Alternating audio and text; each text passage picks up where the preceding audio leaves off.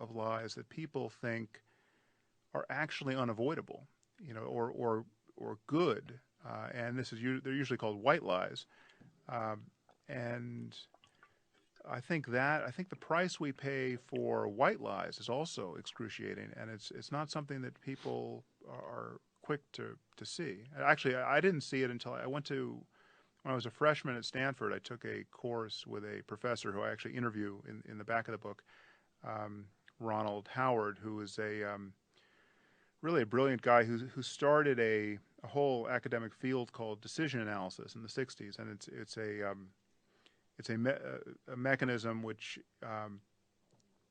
allows someone to make as rational a decision as possible by putting all of their information about a topic into essentially a calculation. It's got nothing to do with lying or honesty, but he's a professor in the engineering economic systems department at Stanford, and he, as kind of a sideline to his academic work, was teaching these courses on ethics, and one course was just on the question whether it's ever ethical to lie. And so as a freshman, I was just sort of put in the machine of this course and came out the other side convinced that in virtually any situation apart from like a self-defense situation where things have really broken down and you're not in the presence of someone who you're going to collaborate with, lying is just unacceptable. It's not how I want to live. It's not how anyone should want to live if they look at it closely enough. And it's really one of the huge problems that we have as a race is we know how to communicate. We know how to like when you were talking to that rabbi that we were talking about earlier, and he has this like very eloquent and very theatrical way of communicating, and it's kind of tricky because when someone's really good at that, you want to believe that they're telling the truth. You want to believe that someone who is lying to you in a very charismatic way is telling you the truth. Until we actually can read each other's minds, there's a lot of confusion that goes on in human interaction. Just bumping into each other, just not getting anything done, not figuring out what's really going on, not figuring out the real relationship that you have to other people in your life. I know people that lie constantly and they never get their shit together. They just have like these little lies here and there. Like, why didn't you call me back? Oh, this thing came up. And it's always, they're always in a mess. There's just a mess. And I think you're 100% dead on. I think that part, the be honest part, that's one of the most critical aspects of human behavior. We make an agreement with each other. If you're going to be in my life, we're going to be friends, we have to be 100% honest with each other. And as soon as someone's not 100% honest, well then, what percentage are you honest? Is it 90? Is it 80? Is it 70? What do I got to do? I got to throw everything through a filter? It's not worth it. It's not worth it. And then there's the question of whether you want to have a different ethical code for your friends and for strangers. Right. And then you run to situations where the stranger suddenly is a friend, and you're now confronted with having had a different ethical code, or you discover that this person is somebody's brother, and you just lied to them. It's not tenable to live this way, and it's what I'm interested in are the subtle ways that it erodes trust between people. Because there's one example I use in the book where a friend was out with her girlfriend. And she wasn't like her best friend, but they were very close friends. And the girlfriend had plans later that night with another friend, and didn't want to have that plan. And so this friend A watches her friend call up the third friend and lie about why she can't have plans. And she lied so convincingly and effortlessly. And it was just there's something with her kid being sick, whatever it was. And then you got off the phone and then went back to the conversation with friend A. And what friend A experienced in that moment was just a subtle but absolutely obvious erosion of trust, like a permanent erosion of trust. But it was something that could never be rectified because they were not so close that she was going to perform an intervention there and say, why are you lying and why do you do this and have you ever done this to me? She was just left with this vague sense that probably this woman had lied to her in the past and would lie to her in the future. And And we go through life like this with people, and the people who are telling these little lies are just they're never. I mean, so the liar in that case never knew that she had subtly degraded her friendship with the first friend, and these things just don't get discovered, and it's very toxic. I find also that people that lie are very difficult at seeing lies in others, or very bad, rather, at seeing lies in others. I think that people who are bullshitters can be bullshitted. People who are con artists can be conned. There's some sort of a disconnect that people have that don't live in, especially an introspective, really objective version of themselves, like really looking hard at all their issues. If you're lying, you're not doing that. Right. So Right. if you don't, you might have some walls up that you might not know about, and they could lead to you getting lied to. It's very possible. Right, right. Oh, to go back to the rabbi though, I think in that case he wasn't lying. I don't think. I think most religious people believe what they say they believe. He's so smart, though. I gotta think that he knows. Yeah, but that's the scary thing about. I mean, so. This certainly doesn't apply to Rabbi Wolpe, but this applies to the jihadist who thinks he's going to get 72 virgins in paradise. You can be smart and believe that. I mean, that's the scary thing. You can be the engineer who could have had everything, but decides to be a jihadist because he believes that the afterlife conforms to the Quran and the Hadith, and that is a.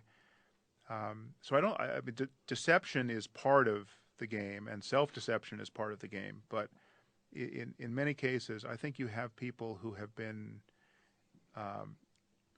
indoctrinated from birth, or get a message from their culture or get emotionally hijacked in ways that allow them to believe the unbelievable, and then they're being perfectly honest when they spread those ideas. They're not frauds, and that I think is so it's a different problem. Deception is self-deception is certainly a component in many of these cases, but. Do you think it's possible that technology will eventually make lying obsolete? Like what we're seeing right now with this invasion of privacy thing with the NSA, we're seeing it's a one-sided trip, obviously, and then you have WikiLeaks and Eric Snowden. They're the Eric? Is that his name? Edward. Edward Snowden are the other side, releasing scratch bits of information that they can scratch together and smuggle out, but. It seems to me like that's where the trend is ultimately going. The trend is ultimately going to, you're not going to, like, if you send someone a picture of your dick online, it's going to be out there. Yeah. Someone's going to get that. Yeah. If you send, a blank, if this happens, if that happens, it's all going to be recorded. You're going to know where you were. You have a GPS chip on your phone or your Google Glass. It knows exactly where you were. It records you all the time. I think this NSA thing is fucking terrible. I think it's terrible mostly because it's the government that has all the power in the situation. It's these people they're not using it. I mean, the idea is that they're using it to prevent terrorism. I guess maybe, but there's so much evidence that points to the fact they were spying on other world leaders that they didn't think were terrorists. It's essentially using it as a vehicle for control. Right. And but it brings up a fascinating new area of technology, and that is this new era that we're entering into, where everything's getting closer and closer and closer, to the point where one day we're going to have this one database that we all draw from all the time. If we have the internet, we're going to have something that it's like a pair of glasses, or like something that you wear inside your skin, or something that's going to allow everybody to be connected all over the place. I don't know how we're going to manage it, but all that information, we're going to be able to get to it. I'm going to be able to know what you had for lunch today. Yeah. Well, there's that component. There's just the sheer transparency based on having so much data. But there's this other technological fix for deception, which is just actual lie detection, and I think that is coming. I think there's no question that at some point we are going to have lie detection it may not be perfect, but it will be valid enough and reliable enough that we will rely on it in the way that we rely on DNA evidence. So if it was your DNA at the scene, we think you're involved. If you are caught lying as measured by this machine, we're going to think you're lying, and that's going to be forensically actionable. I think we're certainly not there yet, but I think that it would really surprise me if we don't get there. I wanted to talk to you about this because I had one of your colleagues on my show, Joe Rogan Questions Everything. I can't remember her name right now. Oh, blonde woman. Was it Pam? Pam Douglas? I believe so. Yeah, I believe Pamela that was Douglas. who it was. Yeah, yes. Yeah. And she was talking about fMRI results and how Yeah. a woman was actually convicted of a murder. I believe it was in India because of fMRI, that she had what they called functional knowledge of the crime scene. Right, right. Yes, somehow or another. I mean, I think that strikes almost any neuroscientist as a premature use of the technology. And in that case, you're talking about I mean, I think that mode of inquiry is problematic because you're talking about just familiarity with the crime scene or with the evidence, and there are clearly other sources of familiarity, and if the dead girl is wearing a dress that you just bought out of the J. Crew catalog, you're familiar with the dress, and I don't know that I don't know that they've operationalized this in a way that will protect you from just accidentally being familiar with some features of the crime scene. To say nothing of the fact that we just cannot resolve brain function clearly enough to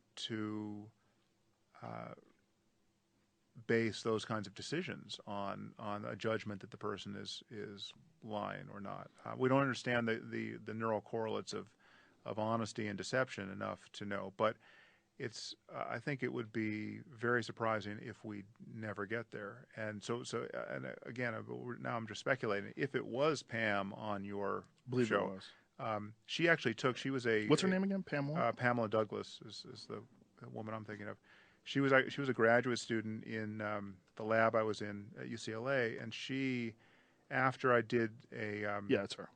After I did a study of belief, where I compared belief and disbelief and uncertainty with fMRI, she came back and used all of my data to look to see if she could discriminate what subjects believed at the single trial level, which is on each question. So what I did is I put subjects in a scanner and I gave them propositions to read that were either clearly true or clearly false or clearly undecidable, and just compared belief versus disbelief versus uncertainty.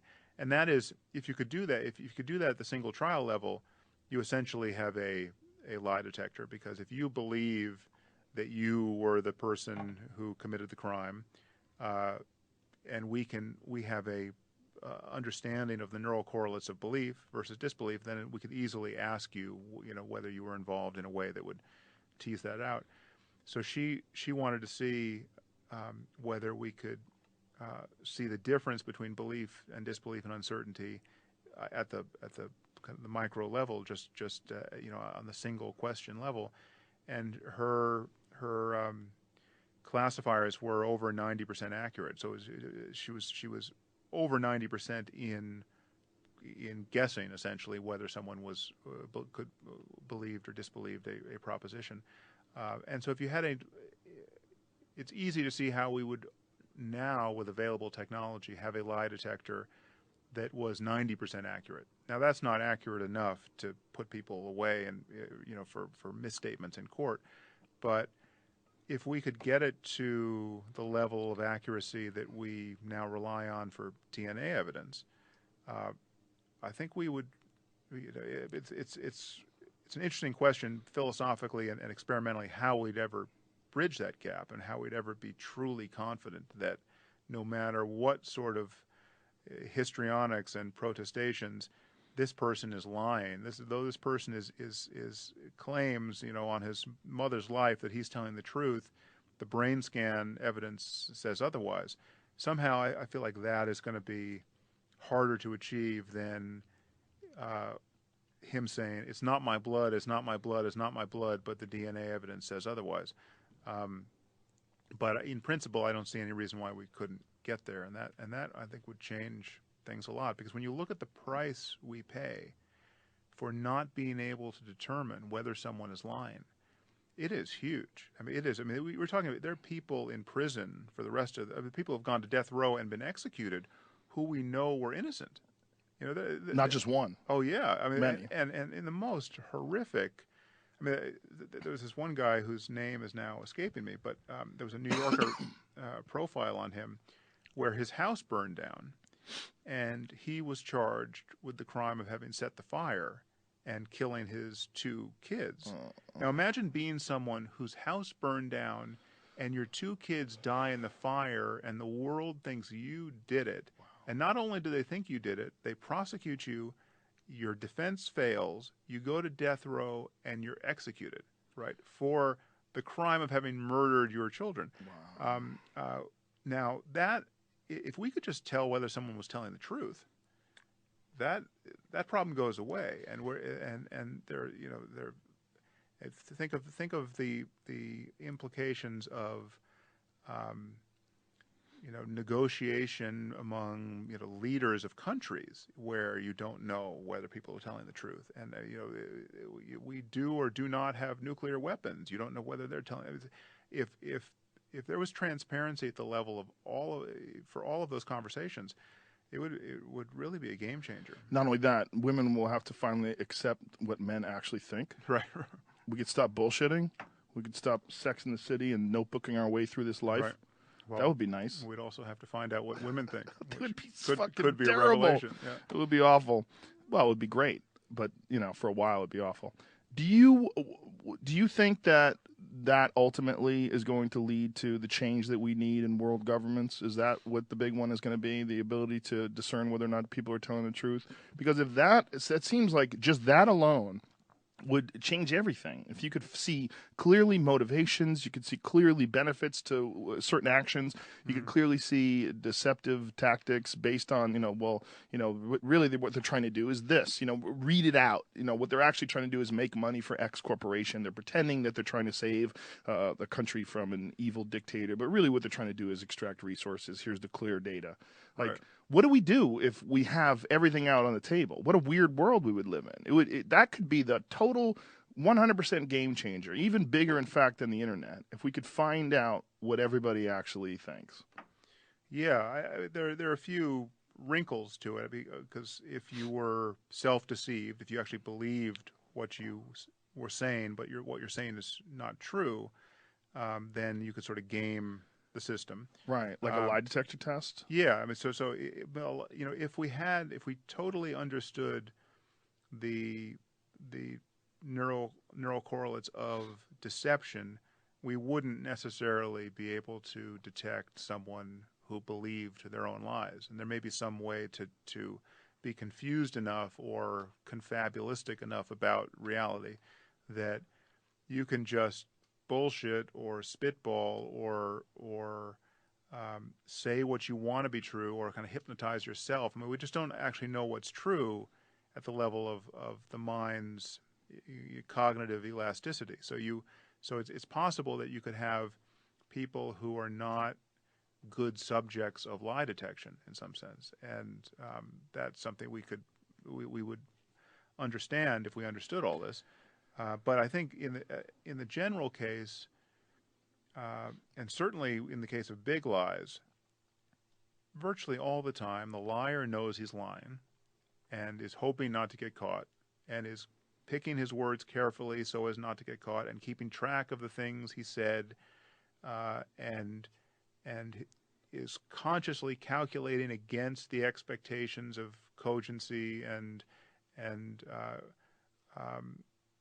plausibility in his audience. I mean, there's a massive calculation going on, virtually all of which is conscious in a liar, and it seems to me that is going to be detectable with great reliability at some point.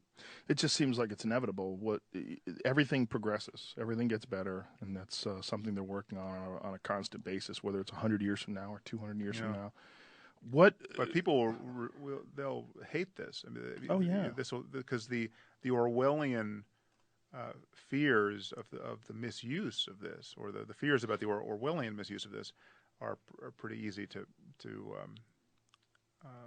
get a hold of, and I think people feel like there's the sort of the kind of the last and most critical loss of cognitive liberty. I mean, so if you didn't have a fundamental right to privacy that could be safeguarded by lies, something crucial to our humanity has been lost. I think many people will feel that, and it won't matter how high you pile the benefits. I mean, you talk about the guy who was in prison and killed, and he didn't kill his daughters, but we thought he did, and we killed him, and you multiply that guy by 100,000, and you talk about treaties and deceptions at the level of nation states where millions of lives hang in the balance. There are people who are going to say, no, this is not acceptable, and I think. And they'll have a few points on their side, but I think the cost to us personally and economically and socially for consequential lies. I mean, I'm not imagining a world where we would have lie detection technology running all the time, so that every time someone says, "How are you?" and you say, "I'm fine," but you're actually not fine, and a red light's going to go off on your sweater. Turkey tester. Yeah, I mean, there's not. I don't think any of us would want to live in that world, but when the stakes are high and conversations matter, I mean, even just in court, say, the conversation is important enough and consequential enough that it has now moved into a court, and we've got lawyers on both sides, and now we've got people swearing oaths of honesty. Let's have this conversation in a framework where we know that lies will be detected. I think any sane person is going to sign up for that. Isn't that the progression though that's always existed? Like, people were resisting books. When books were first printed. Yeah, because it was going to erode our memory, which it probably did. But yeah, I mean, they thought that was something crucial to our happiness would be lost by literacy. Well, there's a lot of people that also believe going online is bad. I've talked to a lot of people that take pride in not going online. Yeah. I think it's hilarious. It's like, dude, you're just the guy that doesn't like books. You're the same guy. You're the guy. You're the guy who doesn't want a cell phone. You don't want people to know where you are. You want to be free. Yeah. Like those days are gone, man. Right. Those days are gone. Like there's a new world going on. By the way, if you're driving around your car, everybody knows where you are. They can find you. It's super easy. You have a GPS in there. It's very unique. If the police need to find you, they trace it. They find you instantly. It's not like you're not hiding. Like, there's no hiding anymore. Yeah. Although it's interesting. I don't know. I mean, clearly, there's some form of progress that is harmful, and you could be only dimly aware or just sheerly oblivious to the harms until after it's too late. And I'm not sure how. I mean, just speaking personally, my own use of the internet and my use of the way in which my day gets segmented by the checking of email and just the way I can disappear online in the middle of a conversation. I mean, I think we all have to be mindful of what that's doing to us. It's a very good point. And it's, I mean, just to be on the phone with someone and also be checking your email. I mean, that's something that you can, in a very lazy way, just do more times than not. Mm-hmm. And it's I mean, there are now 1,000 moments like that we all confront, and if we're not aware of how it's playing with the fabric of our lives, that you can just wake up one day with a very fragmented kind of attention, and it's a less satisfying. There's something about multitasking that is, I think, intrinsically stressful and not rewarding. But you know what the real issue is? It's not really multitasking. Yeah. No, if you're sitting there at dinner with someone and someone's checking their phone, they're not really talking to you. No, you're just segmenting the experience. I was at a dinner the other day, and there was 4 dudes, and they were all on their phone. I was like, this is the craziest shit ever. Like, no one's talking to anybody. We're all just looking at our phones. Like, this is bananas. Yeah. Like, let's make an agreement. Shut these bitches off for an hour. Wow, my kids, I don't want to. What if someone calls? Work is we're in the middle of a deal. Nobody wants to just detune. Yeah. Vacation. Do it on vacation. I didn't check my email for 5 days. It was like a big deal. Right. Ooh, you disconnected from the fucking hive. You're crazy. What do you make of this whole NSA privacy thing? Do you think that can be rectified? It seems like when the genie's out of the bottle with something like that, like once they can do that, and then once they justify doing that, and not all that, Obama's been lying about it like left and right. It's fascinating when you find out that he oversaw a lot of these decisions to spy on people. And there's a lot of things that were done during the Bush administration before him that go way back to 2002. Yeah, German chancellor confronts Obama about U.S. spying on her cell phone. Why would you spy on the German chancellor? Do you think she's a terrorist? Is she evil? Well, no, but that, I mean, we have this history of espionage, in which that is just clearly something you would do. So, I mean, one problem here is just that, and this is one of the consequences of training crop they can grow is heroin. That's true. And that's so what are they going to do? It's like they're just coming out of. I mean, the Civil War obviously isn't over, but they came out of a period of just wall to wall violence, and we dump billions and billions of dollars in there. We pave a few roads, and now, if you're an Afghani farmer, what are you going to grow? It seems like that would be the right choice. Tomatoes? If you're someone, we've got the buyers on our side. That's the problem. Right, but isn't also the problem when they have United States Army troops guarding poppy fields? There's video of it, Geraldo Rivera interviewing. I mean, it's clearly that there's some military involvement. The United States military involved in the heroin production in Afghanistan. It's pretty transparent. The idea is that they're saying that the reason why they do it is because they need to help these people grow their crops so that they'll rat on the Taliban. Yeah, well, which is a perfectly reasonable explanation for me.